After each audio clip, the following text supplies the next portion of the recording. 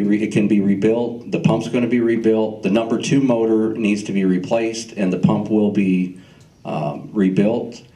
And they're also going to be replacing all the cable, all the starters, all the overload protections. So we're asking the project amount requested not to exceed $16,500. The Miller-Dotson budget is $11,000. The item number in the Miller-Dotson is 63 on page B7. So we're asking the board to approve the replacement and rebuilding of the transfer pumps for Pond 7 on the golf course. Explain, this is the first time we've ever pulled those. Yeah, this is the first time that these pumps and motors have been taken out of there. With some of the information I received in the past, and Larry's even talked to some of the Valley Crest employees, that system, we never did know what size pumps and motors were down. There was no documentation left by the builders. So when the second motor and pump went down, we're running on the third one now. That's when Bill and I decided that we needed Citrus 7 to come in and take them out and see what was actually going on with them. So again, like Larry said, we had no clue what we were pulling out of there. Well, 13 years isn't bad, I guess. No, it's on and off. Yeah, they're specialty pumps and motors. Yeah, and they run 24/7. Yeah. Any motion for that? I will we accept. Second? Comments by the board? Comments by the attendees? It's cheaper than my first holiday decoration. All in favor? Aye. Aye. Passes. We had a problem with the heating air conditioning system in the office back during the summer. It failed. It was replaced at the time under the emergency approval procedures. And all we're looking at now is a formal approval, which is being sought out, except any comment. It's already been signed and put in place. So moved. So moved. Second. Any comments by the board? Comments by the audience? All in favor? Aye. We've had a lot of problems on the next area concerning recycled water, potable water, new wells, et cetera, So we're asking for some work being done by the Long Range Planning Committee as a ad hoc committee under Janice to take that project underway, along with a problem to overcome the income shortfalls, headed by Kevin also as a ad hoc committee chairman under the Long Range Planning Committee. I accept a motion. Second? A second. Any comments by the board? Comments by the audience? All in favor? Aye. Aye. Has it? The preferred vendors? Preferred vendors are something like what you have at home, as I understand it, where you have somebody under contract to take care of your air conditioner, somebody to take care of your lawn, somebody to take care of this or that. It's not project type work.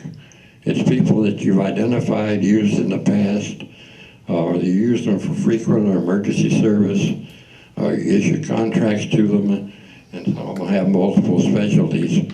And I'll let Bill explain a little bit more about that. Yeah, I explained this at the forum. This is not for a RFP or a contract. These are people like our pool contractor. We have 3 plumbers we use, Billy Sunshine, Bayonet. Each one of them specializes in a different area of commercial plumbing. We have 3 electricians, for instance, that we use. They've been with us for 10 years.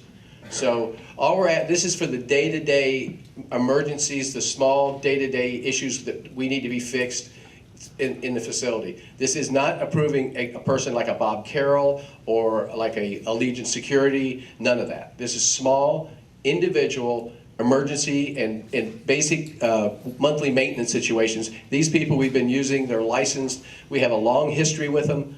They have a high quality of work. And so we're asking to have a preferred vendor list. I spoke to Bob about this agenda, and I'll tell you a little bit more about that. We're asking the board to approve this. If, based on our meeting with the recommendations of the audit committee, they want to see this adjusted in some way and we agree with them, then we'll work with them to get them happy with what we're doing. But This should be all deferred then. Yeah. well, okay, then we'll defer it. That's one thing I told Bob, if the audience felt like that, we would. So that's it. The board, I'd like to defer this until the October meeting, but give us a chance to meet with the audit committee. That item then is, Well, I think we need to Is- push the table now. Do we need a motion? Table, do we need a motion to table? Yes. I so Second. move. Comments from the board? Comments from Mr. Audience? Bonnie? Bill, you were gonna provide a copy of the preferred vendor list, maybe you could do it two-sided? Sure. I mentioned that at the forum, if the residents We want. can do that. We'll leave it at the front desk. Okay, Yes. thank you. Uh-huh. Any other comments? All in favor? Aye. Aye. Item is deferred, it's tabled.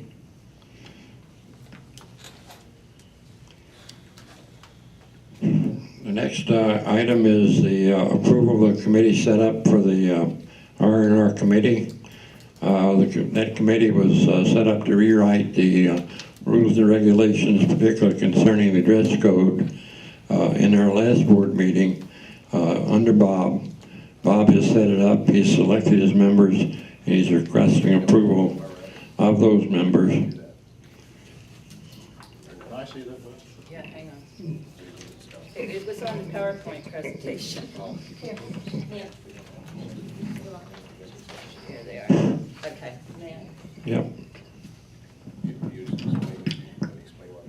He has asked us to approve the following members to the subcommittee. Fletch Chambers, co-chair, Don Goldberg, co-chair, Carla Becker, John LaFemina, Linda Money, Lillian Stofo, Bob Van Horn, and Pat Welsh.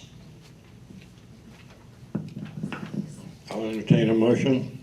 I'll move to accept them. Second. Any comments by the board? Comments from the audience? Fletcher? Hi, I'm Fletch Chambers, and I just want to clarify, they call it the Rules and Regulations Rewrite Committee. We're thinking more in terms of a tune-up than an overhaul. There is some question, a lot of ambiguity in the current rules, which makes enforcement by Yes. food and beverage staff and other people in the community difficult. It's our job, as we see it right now at least, to take those rules and frame them in such a way that there can't be an awful lot of a shadow of a doubt. We want the people charged with enforcement to know black and white. We also have some new things to deal with. We have a bar now. We have a recycling center out there, and they're not addressed in the current rules, so we will add them. But no, we're not going to make you wear tuxes after 5 o'clock, I promise. Thank you, One more Fletcher. comment with Fletch. Kim and I have requested, since the new rules came out, they're so loose, like Fletch said, they're so loose we can't enforce them. What we would like to see is something like the old rules, where it said, you do this, and this is what's gonna happen to you. You do it a second time, and this is what's gonna happen to you. And you do a third time, and you're gonna get suspended or whatever. We'd like to go back to that format, where it's much more clear. If you do something, there's no ambiguity, like you just said, this is what's gonna happen. Especially as they go 2 and 3 times. Thank you. I will. Bill? I'm appalled by some of the people I see walking in here. Yes. With muscle shirts and undershirts and stuff. It aggravates me to see that happen. And I think that the employees and the management should have the right and the responsibility and the authority to tell those people to get the hell out. I completely agree with you, but under the current rules, wife beaters are allowed in here until 5 o'clock.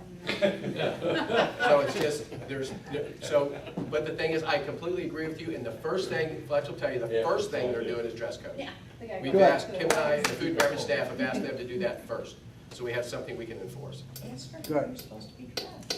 But the one thing, and I know this is a pet peeve of Janice, mine too, we're not gonna put up a big poster board in the restaurant about, the dress code. We're gonna have it on a handout, so it's not confrontational. So if someone's violating, the management or server can hand them in saying, this is the dress code, this is what you're evaluating, and there's not a direct confrontation. They just hand them the rules. So that's another change we're gonna make. We're not gonna put up big boards in the lobby or anything like that. But I can see one of these guys coming up to some manager in the restaurant and say, you do this, I'm gonna bust your fanny. Yeah. We got a couple around here. Well, Well, then we'll right now, have one of them can't a come here rule. for a year. Yeah, I know, but the other one can. I heard he's moving. Let's move forward. Any other comments? All in favor? Aye. Carries. The next article is on the ARC violations. Val had expected to be in the hospital today and had requested that to be tabled. She was here earlier. I don't know what she had planned since she was here after all. So I will table that up for now. Any seconds? Second. Comments? Board? Comments, audience? All in favor? Aye. Aye.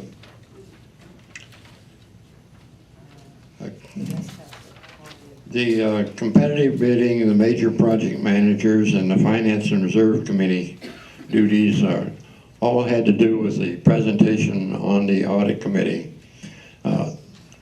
One of my main reasons, or one of the main reason that I did what I did earlier, and I tried to explain it to Bob, was some of the things in there were too complicated for this operation to handle. And I wanted to be sure that it was agreed to by the Finance Committee Chairman and the Reserve Committee Chairman and management, that it was first of all required and second of all possible. And until that was done, I didn't want to go through the other. I apologize for what happened in the board meeting here. That I did not intend it to happen. I wanted to handle it in a business-like manner.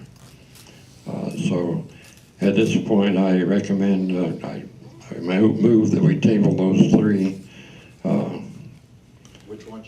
18, 19. 18, 19, and 21. No, 18, 19, 20, and 22. And I 20, talked to okay. Bob before he got upset, and I gave him an agenda that I'd X'd out, put zeros on stuff we were gonna vote, and X out based on the audit committee's presentation, and he agreed with that approach to take those, to table 18, 19, 20, and 22 until the audit committee had had time to meet with management, finance, and reserve to discuss their recommendations, and then bring them back forward on October. And he did, and I'm on camera, he did agree to that. He said that was fine.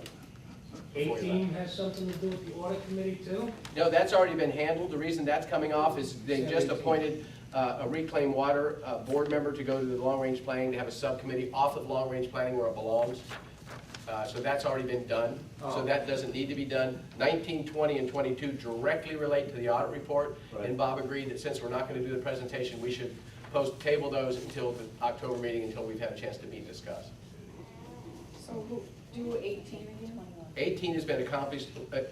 18 went to Number the 14. long-range planning. Yeah, they're putting subcommittees off long range to do where it belongs, to do reclaim water, evaluate that, and to evaluate revenue shortfalls. And that's where that does belong, under long range Did planning. I hear Janice and Kevin? Yes, Janice and I have been working with Gary already for what, 6 months now? I mean, meeting with county, we're doing a lot of preliminary work already. Meeting with the CDD, looking at ideas, and I don't want to get into them now, but looking at ideas. So that process has already started. And Kevin and I have been working on revenue shortfalls as treasurer and general manager. Any other comments? So you're up to 22. I'm 21, yeah. Can we vote that one? That's, We he was fine with that. tabled it. We tabled it. We had a second. We had comments from the here. Any comments from the audience? All in favor of tabling those three? Aye.